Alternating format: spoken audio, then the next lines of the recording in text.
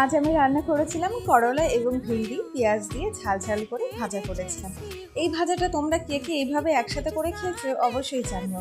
আচ্ছা, তোমাদের সাথে তো আমি ইন্ট্রোটা করতেই ভুলে গেছি। হাই, আমি রূপমালা চলে আসলাম আবার একটি ছোট্ট মিনি ব্লগ নিয়ে। আমার এই ব্লগগুলো তোমাদের যদি দেখতে ভালো লাগে অবশ্যই একটু কমেন্ট লাইক করে পাশে থেকো। তোমরা পাশে না থাকলে কি করে বুঝবো যে তোমাদের এই ভিডিওগুলো ভালো লাগছে। আর আমার রান্না বান্না তোমাদের কেমন লাগে বা কোনো ভুল হলে অবশ্যই ধরিয়ে দিও।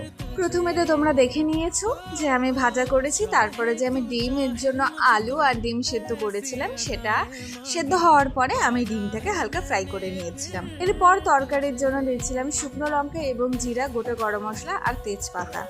এরপর কুচি করে রেখেছিলাম পেঁয়াজ, সেই পেঁয়াজটা হালকা ভেজে নেওয়ার পরেও আমি কিছুটা পেঁয়াজ আরও গ্রেট করে রেখেছিলাম পেস্টের মতন অনেকটা।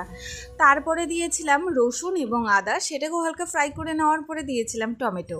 ওইদিকে আমি কিন্তু সেদ্ধ করে আলুটা পরে আর ভাজিনি, তারপরে একবারে মশলা যখন কষিয়েছি তার একটু আগে দিয়ে আমি আলুটাকেও কষিয়ে নিয়েছি। এরপরে তরকারিতে ঝোল দেওয়ার পরে আমি ডিমগুলো দিয়ে দিলাম, সমস্ত ডিম। তারপর অনেকটা ফোটার পরে লাস্টে নামানোর আগে আমি দিয়েছিলাম গরম মশলা।